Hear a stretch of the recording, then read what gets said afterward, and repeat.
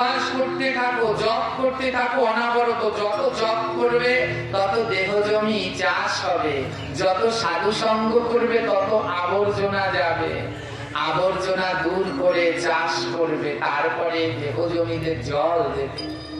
জল কি জানো?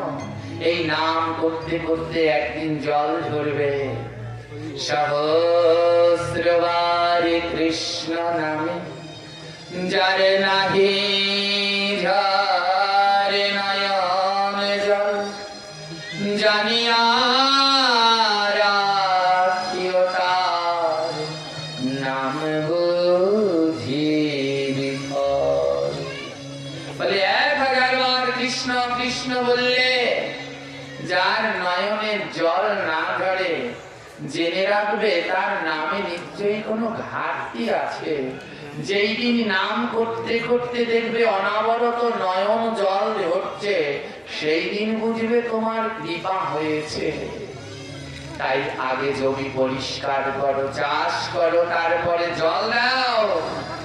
যখন জমিটা উপযুক্ত হয়ে যাবে, এবার জমি উপযুক্ত, এবার এই জমিতে কিছু সার দাও।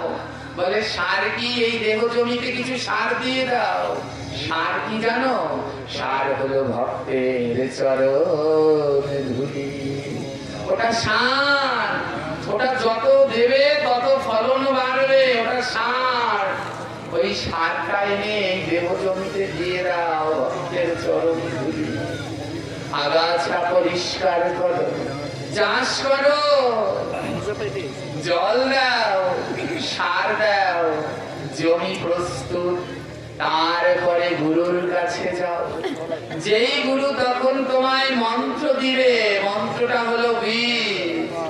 যেই গুরু তোমায় মন্ত্র দিবে, বীজ মন্ত্র, অমন পরিষ্কার যুক্ত জমিতে যখন বীজ মন্ত্র গুরুদেব বপন করে দেবে, দেখবে তোমার নয়নে থেকে অনাবরত জল ঝরছে। আর হৃদয়ের মাঝে এই জলগুলো যখন বীজের গোড়ায় পড়ছে, ওই বীজ অঙ্কুরিত হয়ে গাছ হবে। আর সেই গাছে যখন ফুল আর ফল হবে, সেই ফুল ফল দিয়ে যখন গোবিন্দের সেবা দেবে, সেই দিনই তুমি আমার রাধা হবে।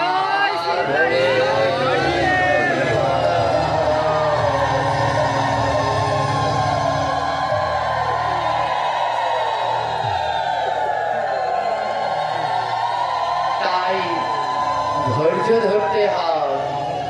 সদ্গুরুর কৃপা লাভ করতে হলে ধৈর্য